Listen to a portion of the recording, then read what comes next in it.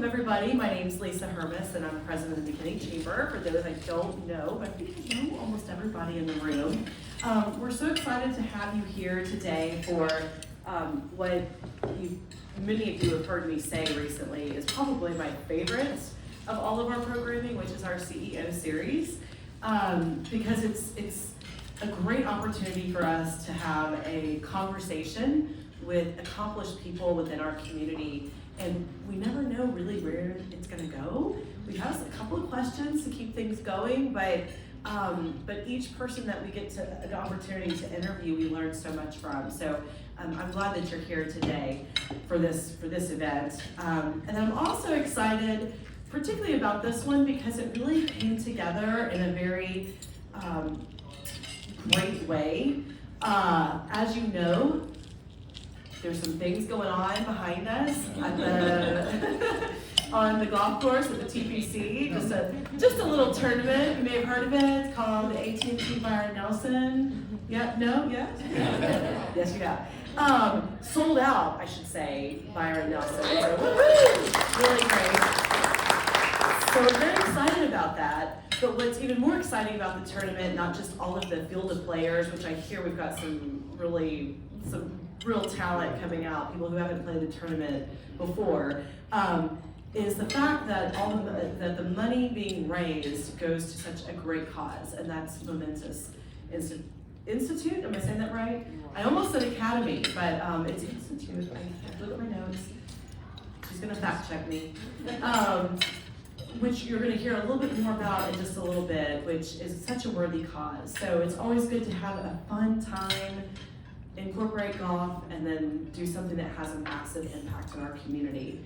And then it also kind of just came together because May is Mental Health Awareness Month.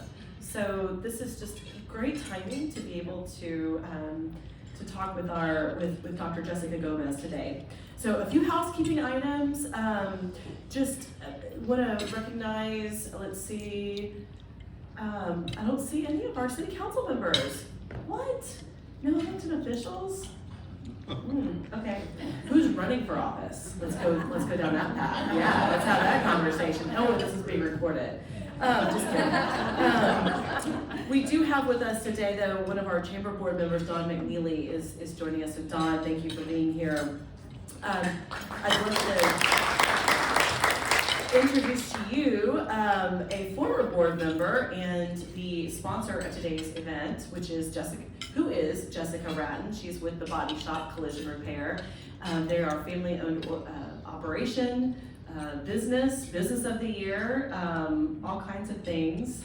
Been in McKinney for a very long time, and Jessica and her family are very committed to learning, lifelong learning and education, and they love this program for that very reason. So I'm going to turn the microphone over to Jessica to say a few words on behalf of the Body Shop. And thank you for sponsoring. Yes. Well, I just want to say thank you so much for the opportunity to sponsor this event. I'm so excited to hear from Dr. Gomez. Thank you so much for your tenacity and your compassion and everything that you do. You are quite an incredible person and role model and inspirational to me. So I think that it's very fitting with everything that's kind of going on, what you do, and I'm excited to learn more about you. So thank you.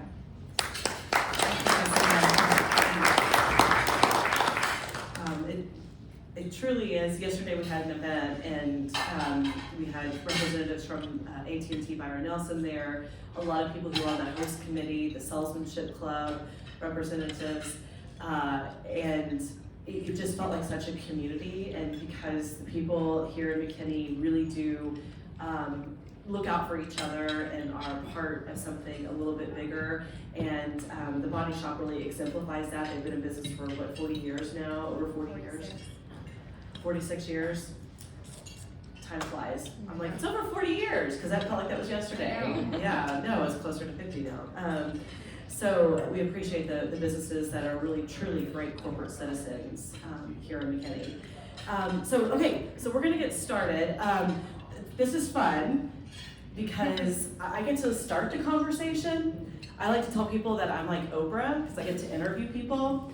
And normally I tell people that I'm like Oprah, except you're not gonna get a car or any of my favorite things.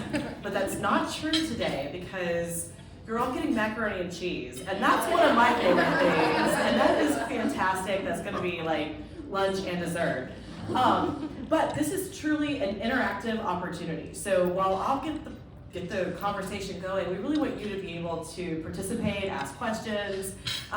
This is more of an intimate, with our closest friends and family here, conversation. So feel free to be able. We're gonna have some questions throughout the event. Let me tell you a little bit about Dr. Jessica Gomez, and I'm gonna read this bio, which I'm not really big on having to read bios, but I want you to hear all of her accomplishments. And when we get to the last sentence, you're gonna be like floored. Just wait. All right, here we go.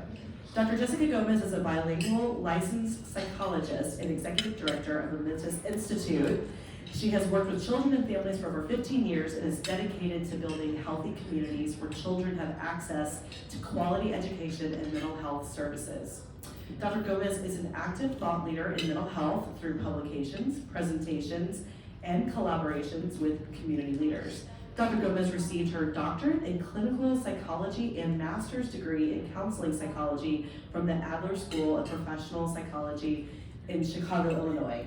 That's a lot of psychology. It's a lot of school. It's a lot of school, yes. She specializes in community mental health, staff development and training, family therapy, and the treatment of complex trauma.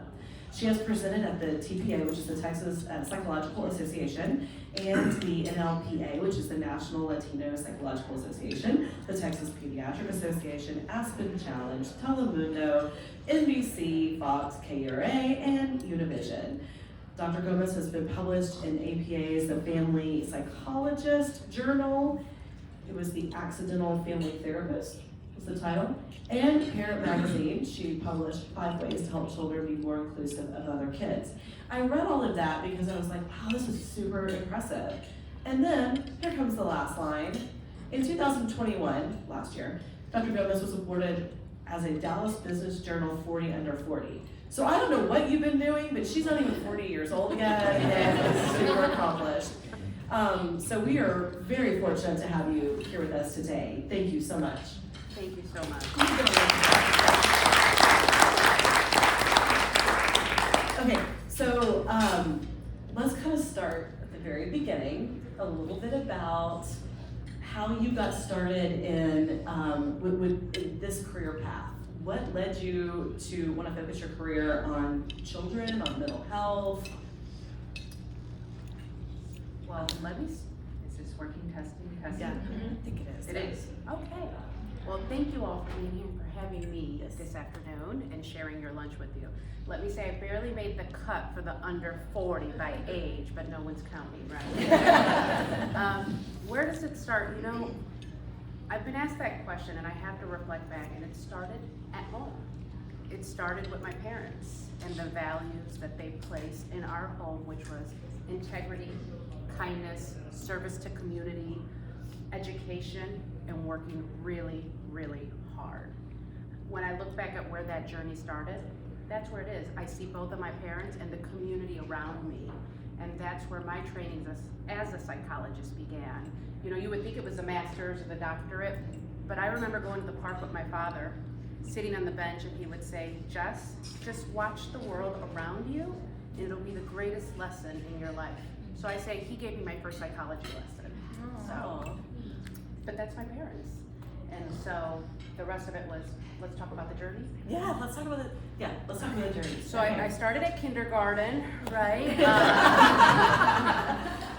No, pre-K. Let's start with pre-K. No, just kidding. I don't know that there was pre-K back then. I think I was still at home. Okay, all right. But that'll tell you a little bit about my age.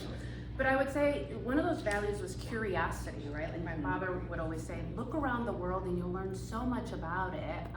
And so I kept going to school. I finished high school and I was like, okay, I'm not done. So I went and got a bachelor's. I always knew I was gonna work with children. I love children, part of a Latino family, really connected, and family is really important to us, and pouring into the next generation, because we have this saying about planting seeds for the future and maybe that shade that we won't get to. So that was always, my mom would always say, leave a place better than you found it, everywhere you go. And it's been pretty clear to me from the moment I came into the world that I needed to leave this place a little bit better whenever I leave. That's really at my mission. And so curiosity, wanting to do good in the world. Thought I was gonna be an obstetrician, help deliver babies, because that gets you close to kids and doing good in the world. Took one psychology course and I was like, that's it. And so I kept going, and that curiosity, got the master's, wasn't done, kept going, curiosity. So curiosity is done. So what are you curious about right now? Where are you going next? I mean, since you are so young. Thank you, first of all. I'm like, the Gray would say otherwise, but what am I most curious about? How we all push in together as communities. The past 2 years have really taught us a lot about what it takes to be healthy as humans, but what it really takes to build healthy communities. And that's, we can't do it alone. We need each other. We're relational in being. And so how do we build more relationship between communities, more support, especially for those communities that maybe are under-resourced? So I'm most curious about how we all partner together, different sectors, nonprofit, business, people who just want to do good in the world. I think that's what kind of keeps me up at night, kind of. How do we do that?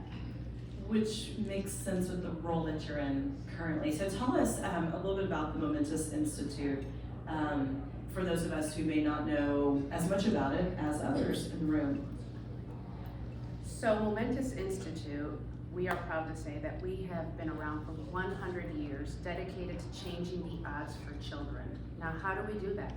We do that through our elementary school, robust academics that weave in social emotional health.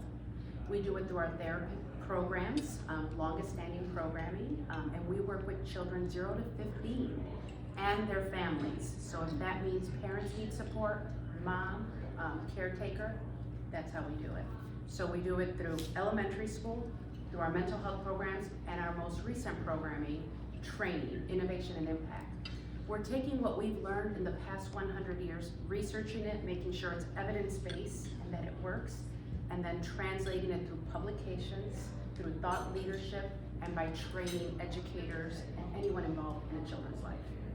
And so that's really what Momentous Institute does, but it could not do it without the beautiful partnership between the Salesmanship Club, the Byron Nelson, and we're all in it together. It's this community of, I call them 670, does that count right, Terry, 670? 670 red pants who are really standing in the corner of every child we serve, but not just the children, but also the staff that is in the trenches every day. So. Can I take just one little break? Because I think we have some red pants in the room who aren't wearing red pants. Would y'all stand up, please, just to be recognized?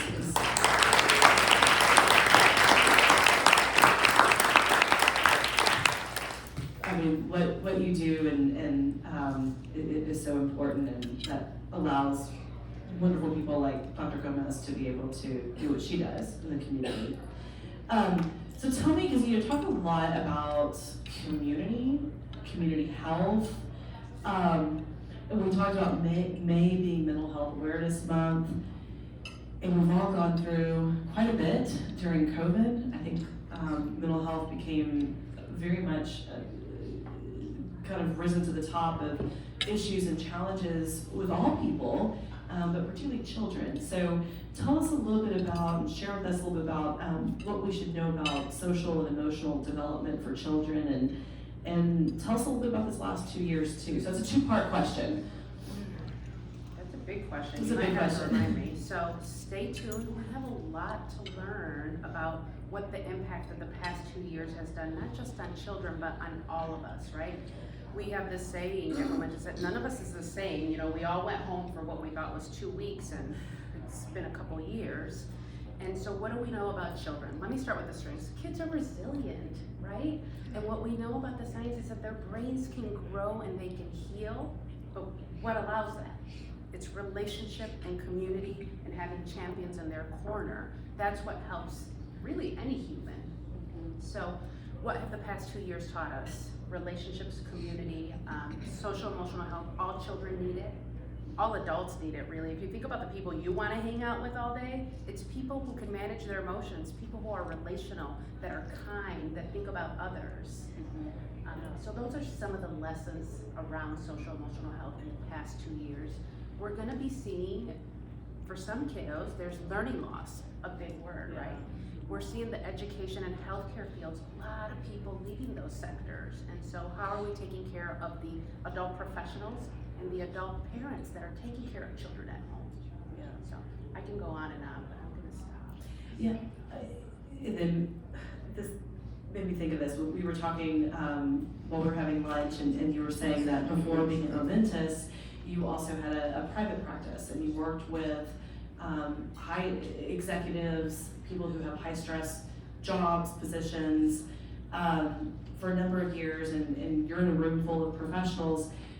What advice would you give people? What are some of the things, tools? I think that's something I think we all could take away when I look and know that we've got a lot of high achievers here doing a lot of great things, but that stress can take a mental toll. One of the biggest things that I saw and would tell any adult, right, is start with you. It all starts with you. Check in with you. How are you doing before you connect with a child or with any other person? So I always talk about the adults. We have this kind of metaphor at Momentous, the cup and saucer. Children are that cup, right? And sometimes they spill over because they're going through new experiences and learning new things, and the adults are the container, right? And so if we're not settled as the adults, as I would tell these executives I worked with, because they would come in and say, I'm achieving, but I look around, I'm super successful, and I don't have the relationships I want, right? I don't have the connections I want. And so it starts with us in scanning ourselves of how am I connecting with others? What's the impact I'm having? What's the one thing I could tell you all? It's let's talk about social emotional health. Let's talk about emotions. Let's talk about mental health. Kids are looking at us, the leaders in the room, and if they see us talking about it, like we do about back pain or a headache, it normalizes it, because silence creates shame, and shame creates a lot of suffering that doesn't need to happen. So I would say, let's all push ourselves to have the conversation. That makes me think of one of my favorite authors, Renee Brown. Love her. Yeah. Love Who her. doesn't? And she does a lot of work around shame. But the one thing that, learning from her as a leader in what she's written in her blogs, her podcasts, yes, I do follow her a lot, as you can tell, is about being vulnerable and the power of that vulnerability. What kind of comments do you have around that? In how someone wanting to lead a team or be a leader even at home, why that's important? So my boss is in the room, please plug your ears. I'm not afraid to fail because I have the support in the room, and I try to be authentic, I try to be real. I say what you see is what you get. And when I'm having struggles around a decision as a leader, I'll let my team know, I know this is hard, or we're about to have an uncomfortable conversation, so let's get as comfortable as we can. I call it challenging or courageous conversations. There's a book around that.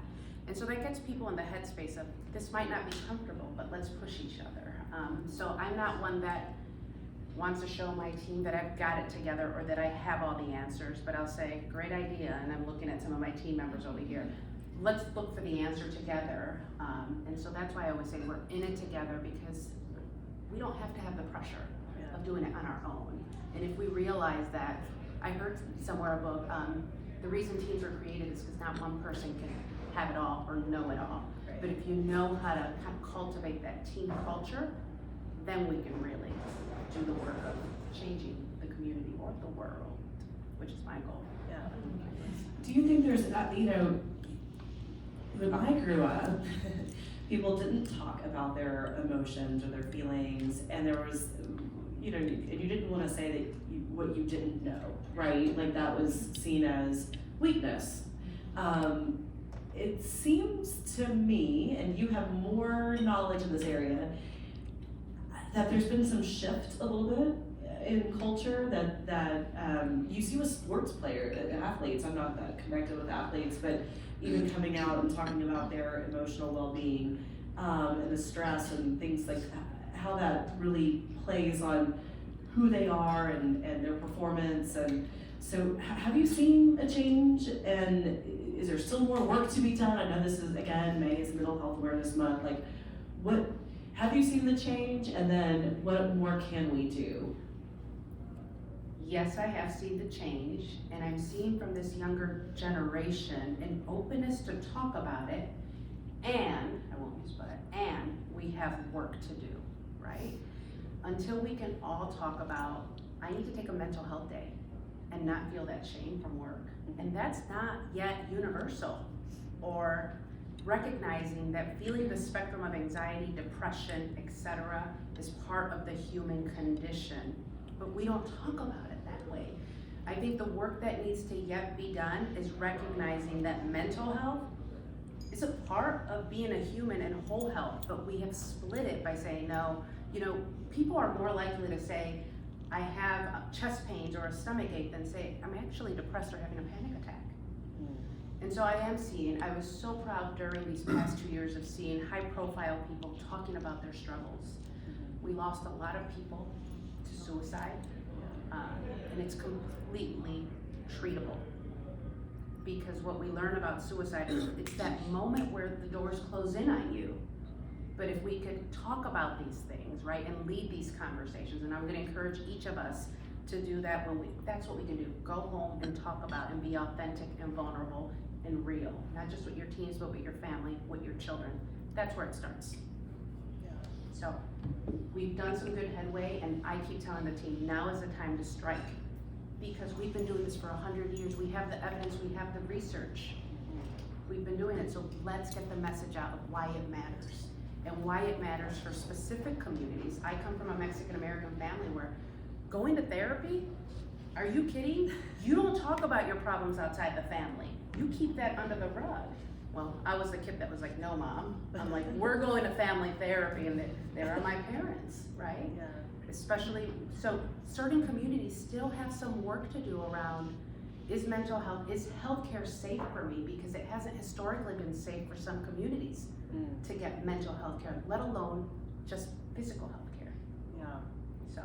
Yeah. Do you, again, this is armchair expert here. It seems like you mentioned suicide, men of a certain age. I don't know the statistics. Maybe I should have looked this up before we had this conversation, but it just, as you mentioned suicide, it made me think of it. And some high profile people, you look at like Anthony Bourdain and others, is that more common? Is it more prevalent in certain age groups, or in why, or gender? That's a really great question, and let me not, because I have those stats here, right? So y'all stop me, give me the look if you're Susan, right? Okay. What we have seen in the past couple of years, and we've been tracking it for a decade, is that children and adolescents, especially adolescents that are people of color, African American and Hispanic youth, are committing suicide at a higher rate. It's alarming, and we need to study why is it happening in that community more so than others. We're also seeing the lethality. So one thing is to attempt, but the other thing is the lethality of it is pretty high in men. So what happens, and I can give you anecdotal, right? Sure. In a lot of 15 years of when I've worked with parents, sometimes the men would have that success. But in our culture, we don't socialize men, to talk about emotions, to be vulnerable, to say, I'm feeling depressed or I'm anxious. So there isn't a space created to talk about mental health for males, right? Or that community, those relationships. Fellowship looks very different for males. Now, I'm not a male, so I don't want to speak, but from the data. And so when I look at kind of my peers in the Salesmanship Club of Dallas and kind of the fellowship they build and how they support each other, I think that's a beautiful model how men in community and women can really support each other. So I could go on. Okay, so I keep going down different rabbit holes. I've got a whole list of questions, but you're so interesting that I'm kind of going down different angles. Are there any other questions in the room? Kathy? So I visited with the teacher, elementary teacher, special ed. She's probably about 32 years old, you know, been in the profession her whole time. They actually use, in Plano schools, they use your curriculum. I said, how's it going? And I was telling her about this event. She said, they have to even go kind of like baseline below your curriculum, like more basic right now because of everything that's happening. You know, so that's one thing, I guess, one comment about your curriculum in the schools and what's happening with children now. And then the second thing is just the influence of the discourse and the divisiveness on teachers. I mean, she's thinking of leaving the profession. I mean, she's only 32 and, you know, so I guess two comments that I'd like you to address with what you're seeing at Momentous. So, two-pronged. We have to equip the people working with children, educators, mental health professionals, administrators, movers and shakers with the tools to be able to support our children. Our educators, what I'm hearing, 48% are leaving the field. 48%. And I don't think you can turn on the news in North Texas without hearing an administrator leaving. Yeah. This is huge, people, and I think there's a state of emergency in education. And we're not seeing enough mental health providers go into the field, let alone educators. And so yes, to your point, we have this curriculum, but what we've seen is some children did well during the pandemic, learning from home. Gosh, this is really good. Others did not. And I remember clients coming in and our team talking about, the academics will come. What we need you to focus on is mental health, the relationship, because that's what allows the brain, when the brain feels settled and supported, it allows learning to happen. And so I think we have an opportunity for an awakening, that we can't send educators into the classroom and expect that they can just teach math when a child has just endured violence at home, insecurity at home, violence in the community, you name it. If we do not attend to the relationship and where their little brains are, we call it that lid flip, right? These are your emotions. When your lid is flipped, right, and this comes from the research of Dr. Dan Siegel, try to learn math when you're super stressed. It's impossible. So we connect before we redirect a child. So I think we have an opportunity to really look at education in our country, right? And how do we equip the people who are caring for children with the tools? And we have to start with the adult. Again, cup and saucer. If we don't start with ourselves, how do we want to be effective? Yeah, so I don't know if that answers it. Catherine. Hi, so I was going through this flyer and you talk about the training that you'll do all over the country and in another country. So I was wondering if you could expand a little bit more on the training, and do you, in addition to training educators and stakeholders, does that include parents? Or how do you reach the parents so that they're creating a healthy environment at home for their children? Fabulous question, and I don't know that I'll do it complete justice, but before I dive into it, I want to give a shout out to one of my team members, Director of Innovation and Impact, Ms. Tina Robertson. You can wave. She is leading our efforts in that department that takes what happens in our school and in our mental health practices and then synthesizes it to put it into scale, because we know that there are more children that we won't be able to reach. So how do we do that? We've developed, through all of the research from the decades of being in this sector, a curriculum for elementary schools. We have one for middle schools as well that integrates social emotional health. How do you make this not just something you tick off, a check mark like breathing, but really integrate it into the adult? It becomes a part of your worldview and how you see life. So we work with schools like, for example, you mentioned Plano ISD. We've been with them since 2017. You start with the system-wide, with the administrators. It has to be a cultural change for it to take. We coach. So it just depends what a district wants. Are they ready for the curriculum? Maybe they're ready for our trauma series videos, and it's the most in-depth kind of, because you look at the trauma research and it's like, Renee Brown has been super successful because she's been able to kind of make it digestible for a wide audience. We all understand shame, guilt, and vulnerability in a way that the science journals weren't able to make it. And so we have different products and partnerships available depending on where the system is. So is it one school? Is it one classroom? Is it an entire district? And that's where Tina and her awesome team will kind of work with you to determine which intervention are you ready for. The video series, the curriculum, the coaching, or changing the odds conference. It's our annual, this year will be 10th year. Goes by fast. So that is one of our furthest reaches. It is a conference where we bring together movers and shakers in the field of education and mental health to the middle of the country. Over a decade ago, we recognized that a lot of educators and mental health professionals had to go all over the country, but there was nothing centralized. And so we've had Renee Brown, we've had Brian Stevenson, we've had Malcolm Gladwell, kind of the people who are really changing the narrative come, and we have about 900 to 1,500 people come for a 2-day immersive to learn and really inspire you to change the world and pour into you. So, if you need to know more, Tina's your lady. Any other questions? So, talk a little bit about childhood trauma, because we're talking about, we're very kind of hyper-focused obviously on what happened during COVID, and like you said, for some students learned really well at home, that they found that was more beneficial in some ways, but others really struggled. But you've worked with children that have gone through trauma, and that is not just about what's happened the last 2 years, but can be some deep childhood issues. How do you address that? I mean, that's a big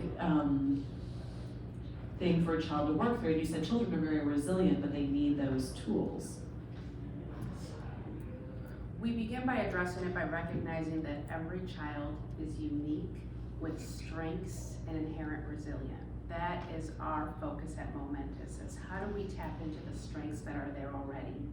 And we utilize the family system, because at the end of the day, if I just work with a child and they go back, so we work with the entire system. And what we've learned in the past 100 years is that when you have that systemic approach, it gives the child the best odds to be able to overcome that trauma, because trauma is developmental, especially if it's been prolonged. That's why we specialize in the treatment of complex trauma, which is not just that one event, but it's that compounding exposure of long-term stress that outweighs the child's capacity to cope with it. And so that's really our specialty area, and we take the neuroscience, we take developmental stages. I have about 35 clinicians that work representing every license in the state of Texas, and this is their specialty area. They will sit with the child and figure out what is your unique kind of strengths and what's your family system need, and then they look at what has happened to you, not what is wrong with you, but what has happened to you. And even that frame of looking at a child is so different than some other systems out there that look at it as, well, what's wrong with you? No, what's happened to you, and we walk alongside children. So that's how we see complex trauma, is how do we partner with a family and a child to help them heal. Yeah. So tell us a little bit about you. This is my favorite part. My team knows I'm like, I'm a therapist, it's not about me. They trained me very well to keep it. So how do you, I mean, obviously working in a field where you're dealing with trauma and stress and heavy things, how do you recharge and take care of yourself mentally and physically? I look at my team every single day. Everyone, they inspire me. I'm coming up on my 1-year anniversary as executive director, but I've been a psychologist for 15 years. I got the best team in the world, and they inspire me each and every single day. Salesmanship Club of Dallas, as hard as they work to make it all possible, they inspire me. I call them the champions in our corner. And then realistically, how do I recharge? So there's the inspiration, and then I'm very close to my family, my husband. We love to travel whenever we can, and have really good wine and food. I should sprinkle in there that we love also being in nature. So yes. It's all of that. So that keeps me, and keeping anchored. I think it's easy to look at the world or turn on the news and be really overwhelmed. What I would say is ask yourself when you hear that news, what's the one thing I can do at home or in my community today to make a change? Because if you start with the world, you'll give up really quick. So that's what I always tell myself. I might not be able to reap the benefits of what I'm seeing, but I know that someone's gonna sit under that shade that does it for me. As I know that I see some faces around here, people who lead teams, and how it's kind of like how teachers can't just teach math. You've got to build those relationships, and you've got kids who are coming in who have maybe some stress or trauma or whatever that might be. But just as adults, if we're leading a team, you know, that you're used to saying, you know, leave your baggage at the door when you come to work, but we all know that it's not true. You know, the things that we're going through in our lives are with us, no matter if we're in the office or we're not in the office, or you're on a Zoom call or not in a Zoom call. So as a leader, how do you help develop your team and make sure that you're, because okay, I'm really kind of going down a lot of different areas here, but it's helping to support your employees or the people that you are managing, but also realizing that each of them have different circumstances. So it's not like you can just do like a one size fits all for everybody, right? So what advice would you have for someone who's trying to help their team members be more productive and address their individual needs in the workplace? Does that make sense? Perfect sense. Okay. Or at least you'll tell me based on the Okay. answer if it makes sense. Well, in the past 2 years have really amplified that need to really, everyone has different needs. This is gonna be a shocker to you all, relationship. I form a relationship with each person I work with. You know, I was thinking about what is my leadership style a couple weeks ago, and someone was like, walking around and connecting. And I'm like, you're right, because I'm connecting with each individual, because at the end of the day, when I have to have those challenging conversations, if I don't have that relationship and that trust built, it's not gonna go anywhere. So I would say making the time, and when you're sitting with the person, actually listening. Because so often, and you all can probably connect to this, I'm already thinking about my answer. No, before I meet with someone, I'm anchoring myself, just like I would with a client, that we have dedicated this time to just be with you. And it's about meeting you today, or for these 20 minutes, whatever it may be. So relationship, it's all relationship. So, commentary, I guess. In my first marriage, didn't work, but I learned something through counseling that I think is really important, even in everyday, because it's about that. It's so easy when somebody's telling you something that you're like automatically thinking of what you're gonna say next, and you actually didn't hear the person, and they made us do this mirroring exercise, which felt really weird, honestly, but having to regurgitate basically what you just heard, and also say, validate that person's feelings and what you just heard, that validate those feelings, even if you think it's crazy, it still allows that person to know that they've been heard. And I think that's just, while it felt weird to do it, I'm taking that on now, even in my professional life, because if you can just mentally say it, it just helps, right? To know that you're actively listening and not just being on the defensive. And it's not as easy as we would think it is when you put it into practice, because most of the time we're just thinking about what we want to get done. But we talk about it's a right brain to right brain connection. If you're doing a relationship right, that's what the science, those parts of your brain actually connect. And before the words even come out, someone's gonna know if you're paying attention to them by your breathing, by your pace of talk, all of that stuff. So if we're leading teams, it starts with us by setting the culture. And how am I just running and zipping around? I'm always mindful of that. If I wanna look busy, just put a clipboard under your arm and then run down the hallway. What kind of culture is that creating, right? Yeah. And if we are, I always talk to my team, if we're gonna take care of children and their families, it starts with us. It starts with us being able to take care of ourselves and our families as well, so that we can come here and do this work. So anything on the horizon for what you're gonna be doing in the future with Momentous? Like, we've heard what you've done, but knowing you and knowing all these people in the room that are connected, there's always what's the next step. I could go on and on about that. What I'm most excited about is the opportunity to do this role. I remember sitting with one of my mentors, and she said, "You know what your job is, right, Jess?" And I said, "Oh, she's gonna give me the job." She said, "To love on your people. Love on them. Because when you love on them, they will do tremendous things." And so that's really what I remind myself every day, because it gets really easy to read all these leadership books and do all these leadership trainings and do this technique and that technique. I gotta care for my people.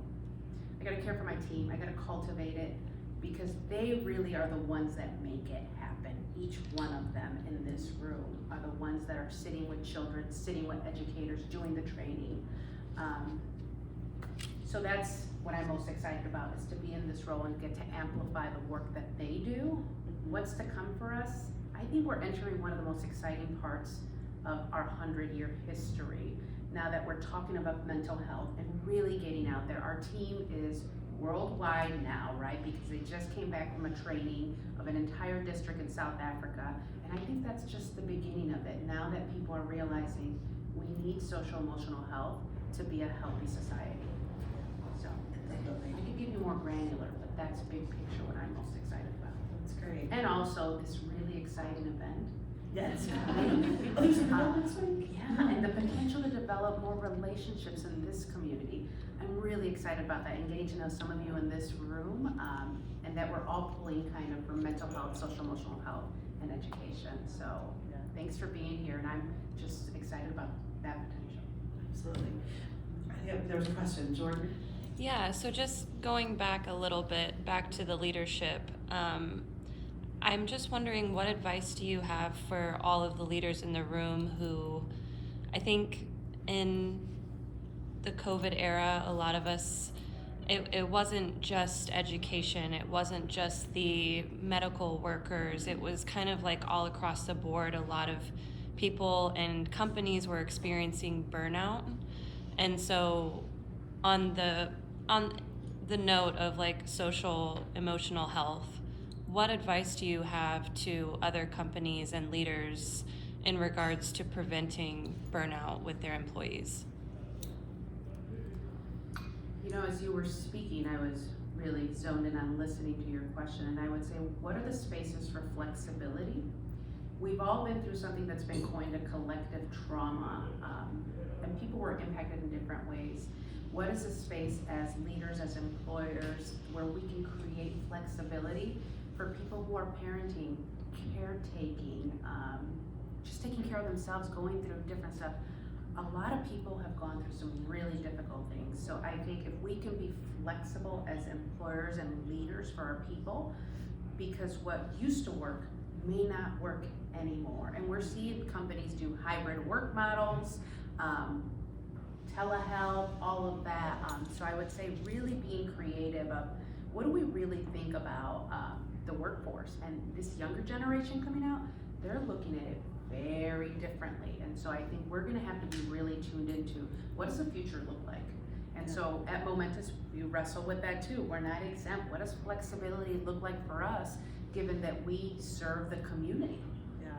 So that's one of the things I'm looking at, is what are the spaces that I do have control over, and can grant people that grace and space. To kind of piggyback on that, I found, maybe you can comment on this. We had a group of HR professionals for some of our larger employers in the area, and they were talking about, it was about DE&I, diversity, equity, inclusion, and one of the main themes that was coming to the forefront was about remote workers versus in-person workers, and building a culture with that's becoming more of an issue for the HR of how do you build an inclusive team when you have some people who are working remotely and some people who are in the office. So I don't know if you have any thoughts around that, and like you said, your organization is very, you have to be there, you have to be present and outwardly facing, so that poses a few challenges with always, purely remote. So any advice for people who are bringing people back and we're having more hybrid and remote versus in person and that, communication, right? Email and text, we all know tone is always hard. I'm the one who puts like 5 million exclamation points. People either think I'm really hopped up on caffeine or I'm yelling. So it's one or the other.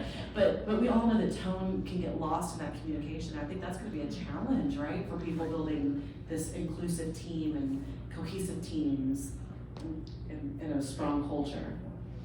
Haven't figured it out Yeah, yet. darn it. I wanted you to have the answer. The overachiever in me has taken a long time to say that. Don't know that yet. Yeah. But what I will say is we are learning to be very intentional with the times we are together and connecting. So is that inviting a team member out for a lunch? When I bring people together, is this meeting really necessary? Or is it an email that's gonna help?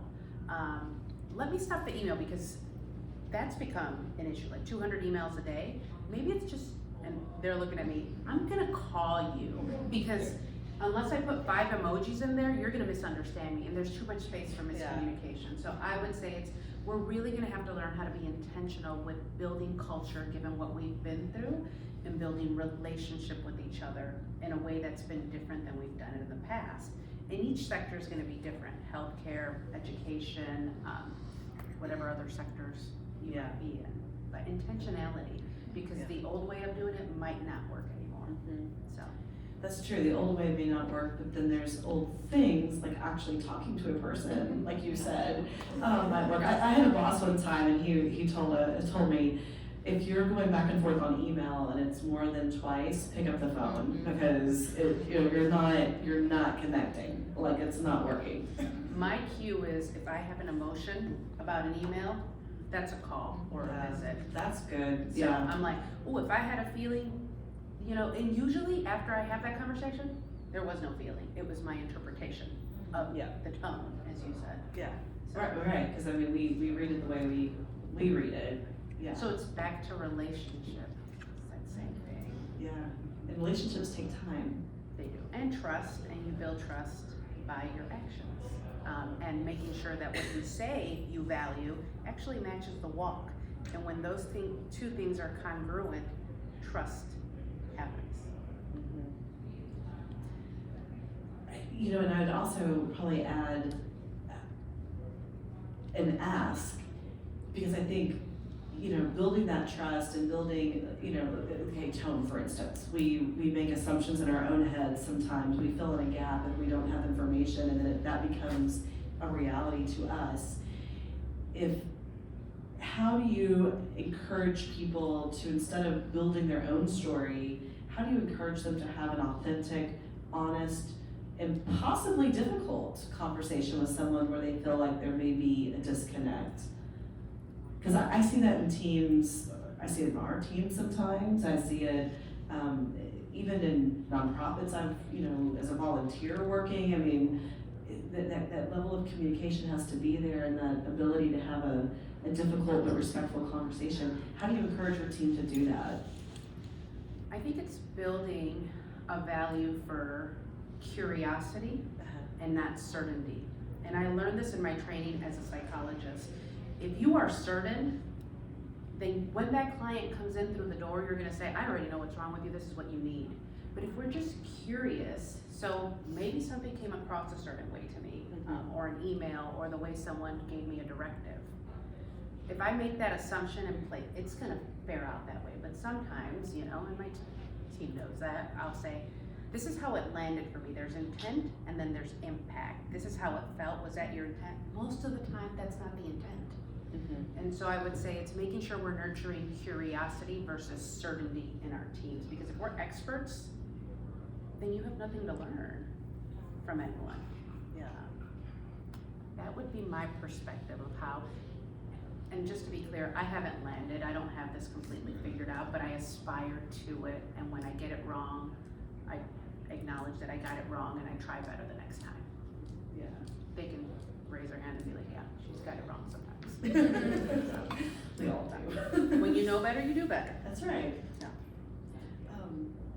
Other questions, conversation? Lisa. Yes. Yeah. Dr. Gomez, so being also a mental health professional, how do you get the parents to stick through the education component? And what are some ways that you remediate that barrier, or ways that the community can be supportive in that? I think from the beginning, when a family enters our system, right, from our services, we talk about encouraging. Oftentimes, think about this, it never leaves me the fact that for a parent to say, I've exhausted all my resources and I don't know what to do, that takes tremendous courage. And so I start by acknowledging that courage, the fact that you're here saying that. And the second thing is acknowledging that I can't do this without you. This is where expertise does help. I'm not an expert on your child. You're the expert on your child. And so engaging them from the beginning of, if I'm gonna do this work, I need you to be my partner in this work. And so it starts from the beginning, how I set the relationship up. And this is much of how we do our training. I'm looking over here. We can't just work with the teacher in the classroom. It's gotta be supported by the whole system. We start with the principal, the administrators, the movers and shakers in the community, because that's what supports it. So it's all on how you set the relationship up, and the ground will be fertile for the work ahead. So. You're a quiet group. Maybe it's just Friday. I tend to bring out the serious. Well, let's talk about some other things. You like to travel. What's the favorite place you've ever been, and where do you want to go next? Well, my favorite place, I'm gonna be one of those people. My husband and I eloped and we're married in Paris because that was my dream as a child. With the Eiffel Tower behind me, I was that person. Yes. And so every Christmas, well, pandemic put a little bit of a gap, but we go back to our spot at the same time, 2 p.m. because in our culture, that's the time that's good luck to get married. And he makes sure to get me 12 calla lilies, which in Mexican culture represent good luck. So he'll make sure I have 12. But what's on my list? See every country in the world. Anthony Bourdain, when you mentioned him, so my dad's a chef, retired now.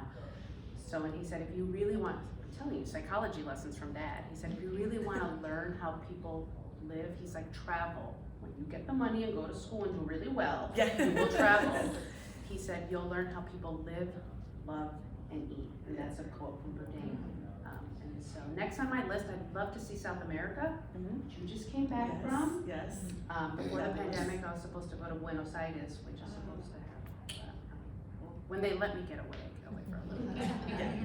Well, you have to have some time off, right, to recharge and eat great food in South America. So that will happen for sure. What are you reading right now? What's on your nightstand? So I just came back from a wonderful visit to the Equal Justice Initiative in Montgomery, Alabama. If you have not heard Brian Stevenson's TED Talk, I call him an angel walking on earth. So one of the presenters he had is a fellow Chicagoan from the south side of Chicago, Dr. Thomas Fisher, and he wrote a book called The Emergency Room. So he works in the south side of Chicago in a hospital ER, and he basically, this book is tracking what it was like to work in that emergency department during the pandemic, and why there's a difference from people at that hospital he works at the University of Chicago, that they have to wait 3 minutes and they're dying from completely preventable illnesses. And so he's looking at how we do healthcare in our country and what are the opportunities to increase access. So it's not a fun one, sorry. I'm a little serious. I don't know, that's very interesting. So Dr. Thomas Fisher, The Emergency, incredible work being done by him. And then you mentioned a TED Talk. Brian Stevenson. Okay. And he talks about the importance of identity. When we each know our history and who we are, history, where we come from, then we can form a beautiful community in the future. He's doing incredible work. And there's a movie, Just Mercy, with some really famous Hollywood people. So see, I am a little fun. So I'm connected to Hollywood stuff and all that. So those are some of the favorites. No, I love it. And so you're a foodie too, so tell us, do you like to cook? I love to cook when I have time, as of recently. So my father was a chef, and just cooking was something I always remember how we connected in the kitchen. So what I do for self-care, one of the things is I will cook very complex traditional meals like mole, which is like 30 ingredients, but that's what I do on a Sunday to recharge. Mole is 30 ingredients? When you do it right, yeah. It's like there's not like a microwave where I can just push a button. No? Well, Okay. my husband tells me, can you make enough for the whole week so we don't have to go out all week? And I'm like, you can make it too. Come on in. But people are in the kitchen. So he's like, I just get so excited, and he always has this saying, he knows how good he's doing by how spicy the salsa is. When it's really spicy, he's like, I made you mad this week, didn't I? Oh. All right, well, I feel like I'm hogging all the time. No other questions from the audience? Any curiosities? I have none of the answers, please, but I invite them. Catherine, I knew Catherine would come up with something. I like asking questions. So we have a lot of business professionals here. Some of us may have kids, some of us may not. But as an adult who is working in a stressful environment, what kind of coping mechanisms do you recommend to adults that you would also, you could also recommend to children, but for those of us who may not have had therapy as children? Mole, apparently. Mole. Start with mole. What I would say is for anyone, because we're all pulled in 100 different directions, whether we're taking care of parents, taking care of children, pets, partners, etc., is start with boundaries.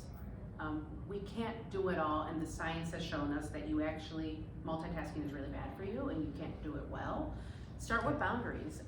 What am I saying yes to, and what's the cost of that? Because the true resource I have is my time on this earth. And so when I say yes to something, I know that I'm gonna wholeheartedly be there. Did I miss a screen? I think it was a car, but I'm a little worried because it sounds like, Look at them zipping by. yeah, I'm not sure what just happened, but if you hear sirens, yeah. Everyone's super excited. I'm jazzed for what's about to happen here. But I would say starting with those boundaries and really asking yourself, if I'm saying yes to this, what am I saying no to? So there are things that I myself will not. I want to have dinner with my husband at least twice a week. I want to have 2 vacations with him a year where we get away and get to connect. That relationship is important.